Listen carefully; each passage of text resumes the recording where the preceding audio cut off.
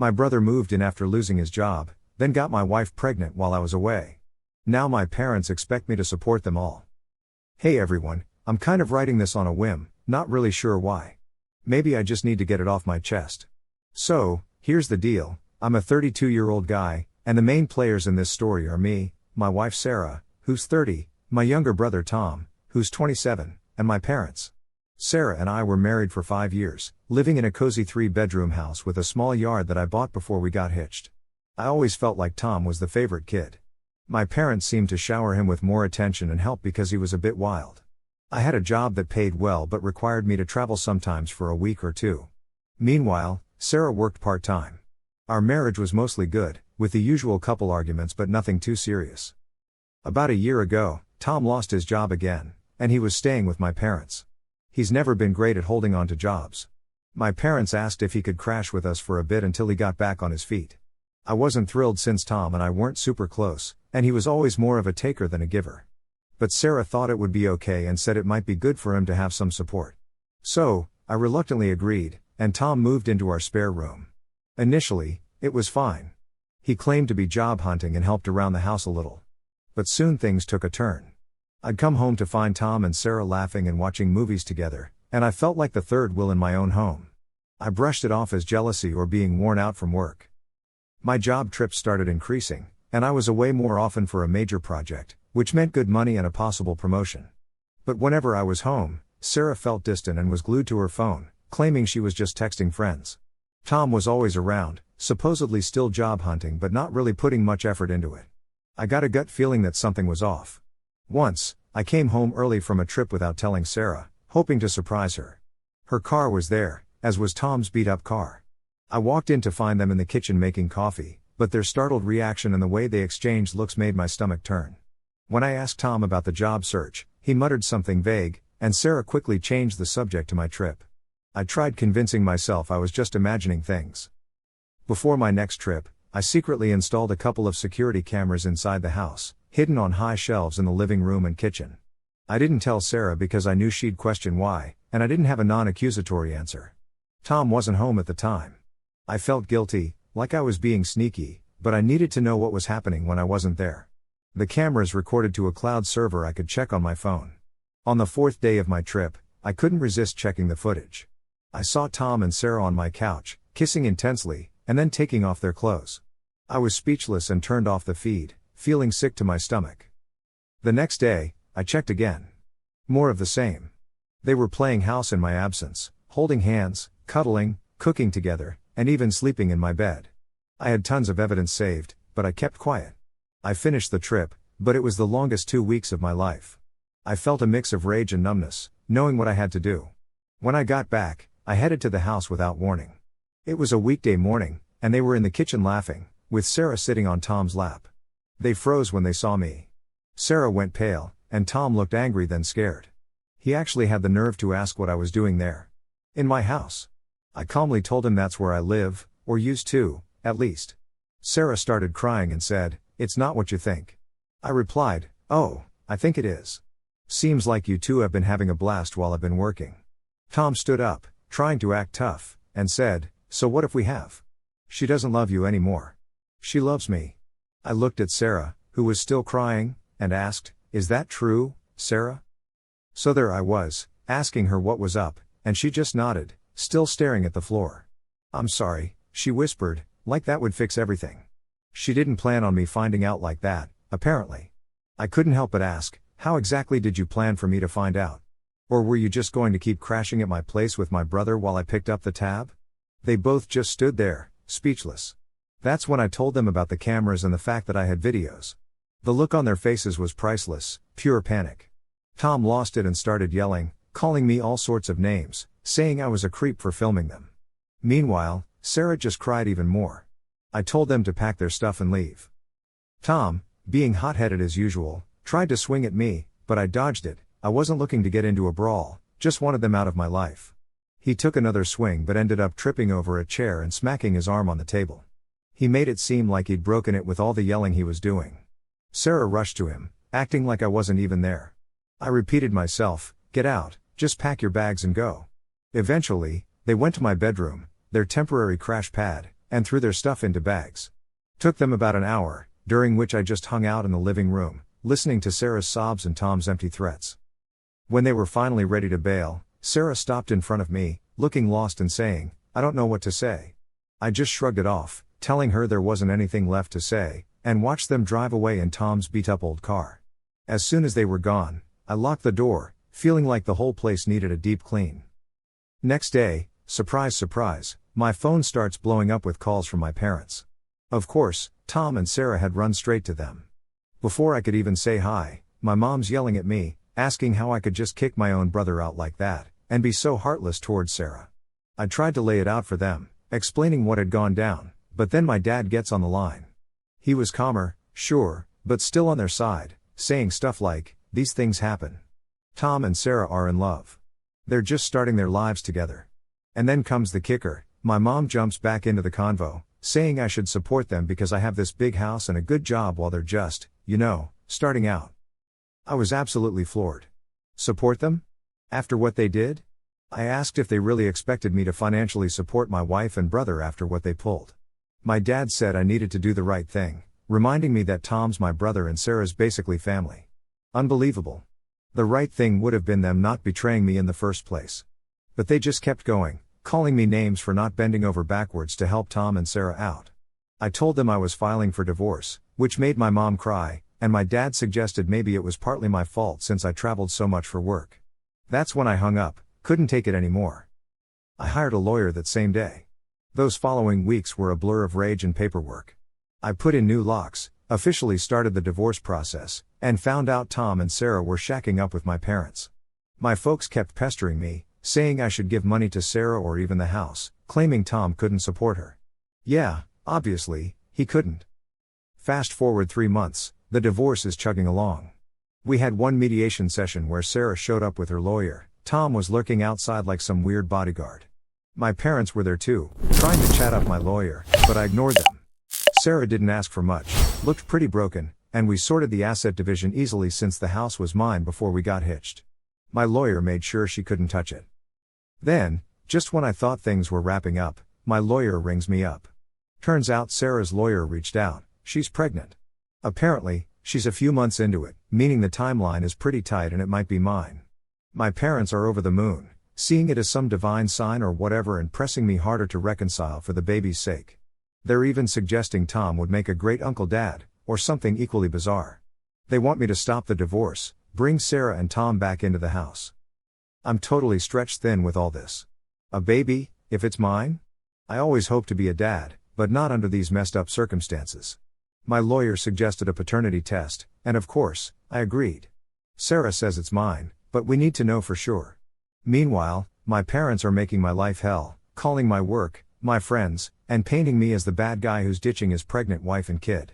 They're pushing this narrative that I should support Sarah, Tom, and the little one as if they're one big family unit now, showering them with both money and a place to stay. It's a total nightmare.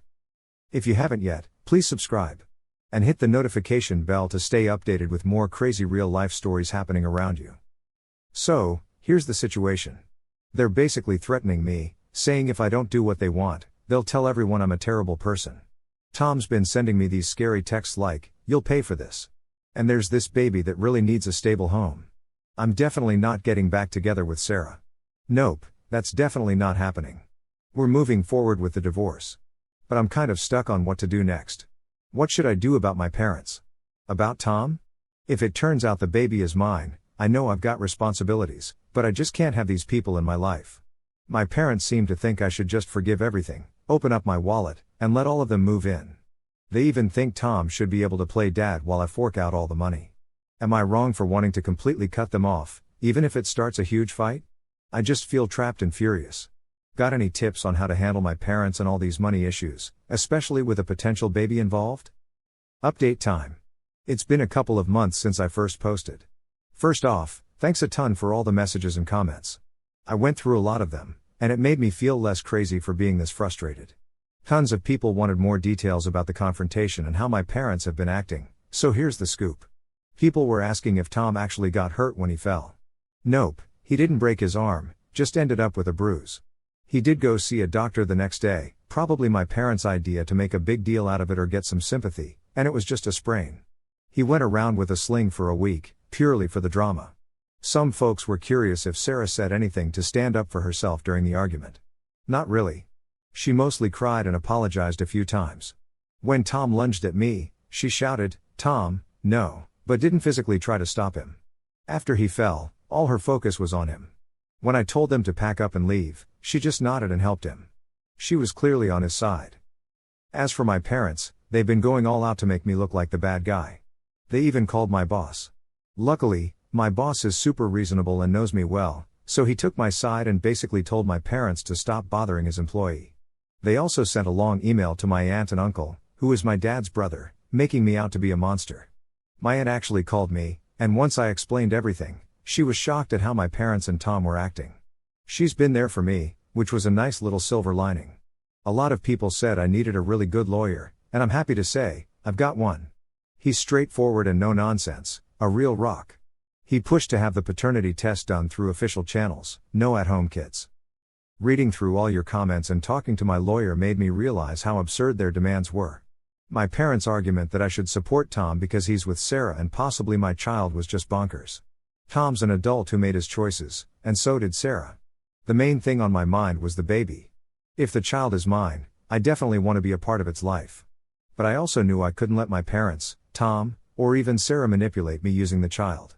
The comments about parental alienation freaked me out a bit, so I knew I had to take action. My lawyer advised me to keep track of everything, so I started a log. Here's the plan. First, confirm if the baby's mine. Second, if it is, I'll fight for full custody once the baby is born, or at least primary custody with strict boundaries for Sarah and absolutely no involvement from Tom and my parents concerning my relationship with my kid.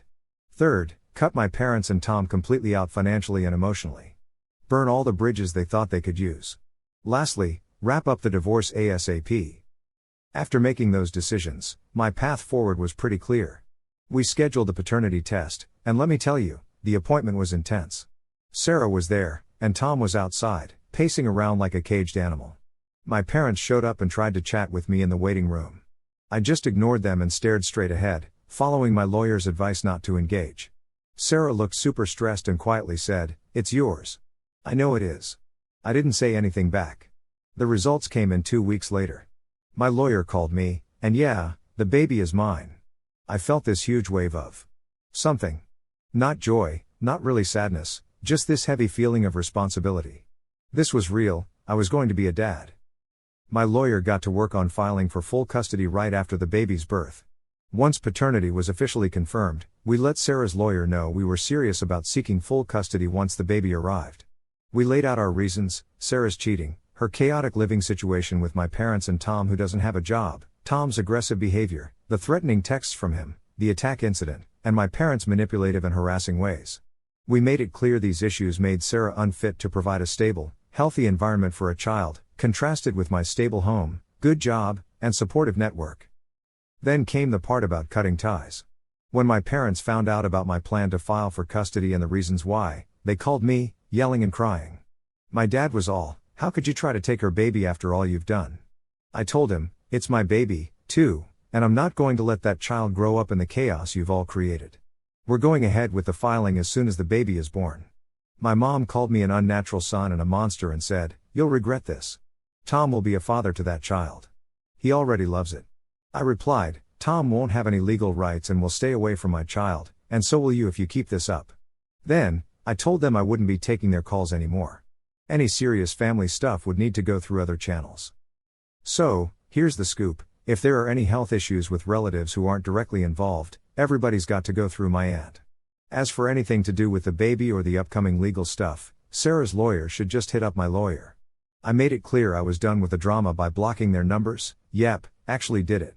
I had my lawyer send Tom a letter telling him to back off or I'd go to the police, and it would definitely come up in the custody battle. He didn't take it well at all and left me a raging voicemail from a buddy's phone full of swear words, saying I wouldn't get away with this and that he'd see me in court. My lawyer saved it as more proof he's not exactly the most reliable guy. Changed my phone number too, and only a select few have it now. I also gave my bank a heads up in case my parents or Tom decided to pull anything sneaky. I even moved my main accounts to a different bank for good measure. Through my aunt, I let the extended fam know that I'm no longer in touch with my parents or Tom, explaining briefly why. Most were shocked but got it, but I'm beyond caring at this point. Sarah, through her lawyer, is fighting tooth and nail for primary custody, and she says she's planning to get her own place and a job. She claims Tom's got her back, and she's trying to make it seem like I was never around, which is why she turned to Tom. Her lawyer is painting me as a workaholic who's now overstepping trying to be this controlling dad. The court set a temporary plan since the baby isn't born yet, focusing on planning stuff. We've got to do mediation for custody now. With all of Tom's threats and my parents' harassment, the judge issued a temporary restraining order against Tom contacting me and warned my parents about butting in, planning to review everything once the baby's here, and we figure out custody for real. My parents are absolutely livid. My aunt says they can't believe I actually cut them off. They even tried to get other family members to guilt trip me, but my aunt's been like my personal bouncer, telling them to mind their business. Sarah, on her end, is really stressed. Her lawyer's pushing her to seem stable, so she's supposedly hunting for a job and an apartment. I've got my doubts about Tom being any help. He's probably making everything worse, mad about the restraining order, and that he can't reach me. The divorce is chugging along, but man, is it a hot mess, costly and draining. The last time I spoke with Sarah directly was on a quick call set up by her lawyer. She was in tears, pleading for me not to take her baby, admitting she messed up and was sorry, saying the baby's all she's got left. I told her, this isn't about what you have left, Sarah.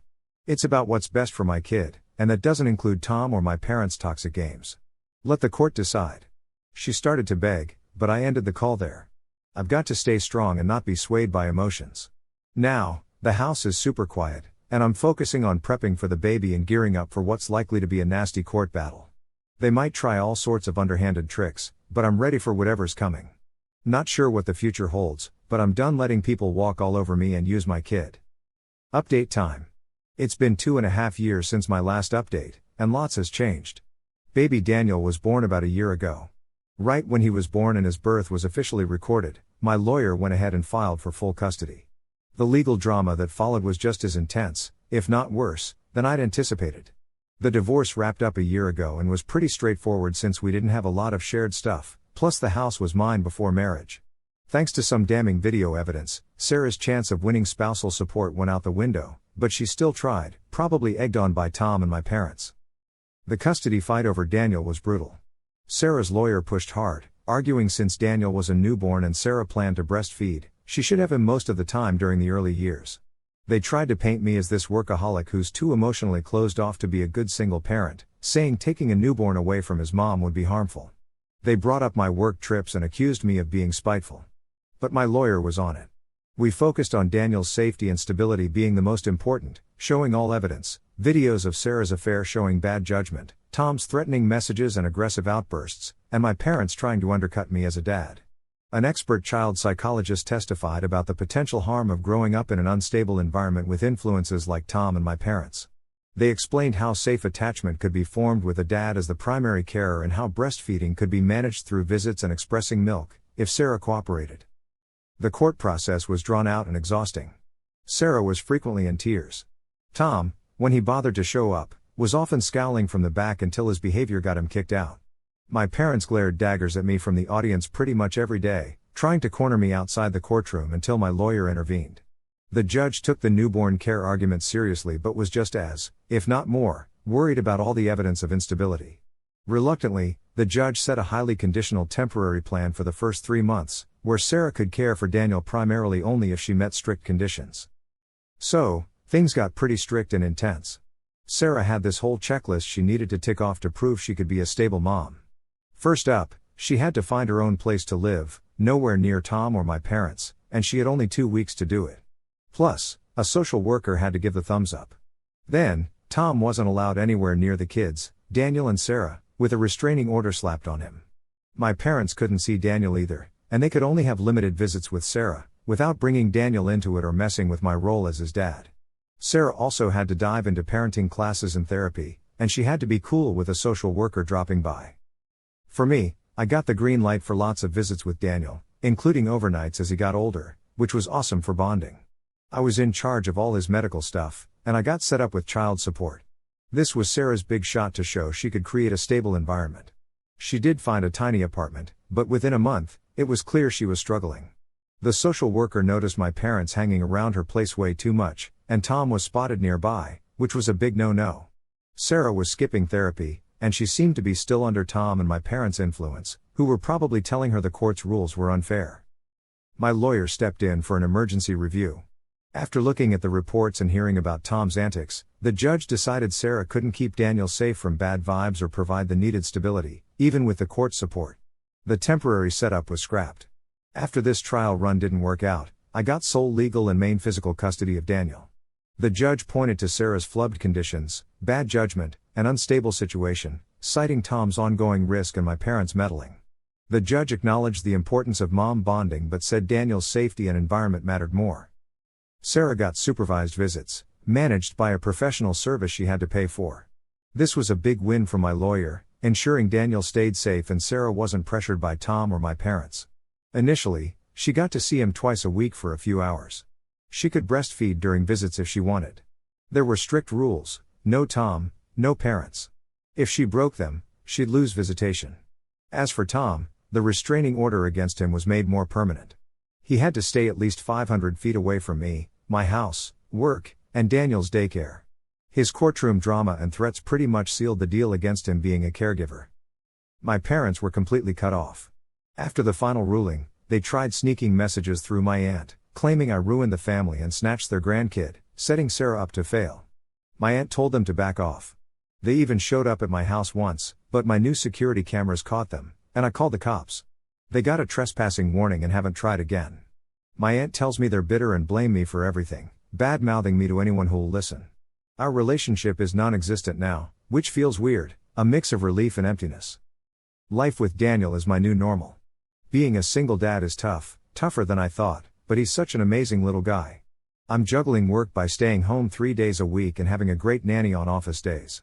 My aunt is a lifesaver, visiting often and being like a grandma to Daniel. Sarah's been going to her supervised visits, and the reports my lawyer gets say she's usually pretty quiet and sad, playing with Daniel and crying when she has to leave. She tried breastfeeding early on but stopped because it was hard to do with supervision. She's picked up a part-time job at a supermarket and lives in that small apartment with a roommate, not Tom. Word is that she and Tom's relationship blew up after she lost primary care of Daniel, and he realized there'd be no financial perks. He blamed her for the mess, leading to a huge fight, and my parents finally kicked him out. Last I heard, Tom is crashing on couches and still jobless, bad-mouthing me online through fake profiles, but my lawyers handled those as harassment. I've started therapy to deal with the anger and betrayal. It helps a bit, but my focus is all on Daniel. My life looks very different now, no dating, not much of a social life, but I've got my son. Huge thanks to everyone who read my story and offered support and advice back then. It meant the world during a really dark time. The drama's not totally over. I'm sure Sarah will try to change the custody agreement eventually, but I'll deal with that when it happens. That's all I can do for now. Goodbye.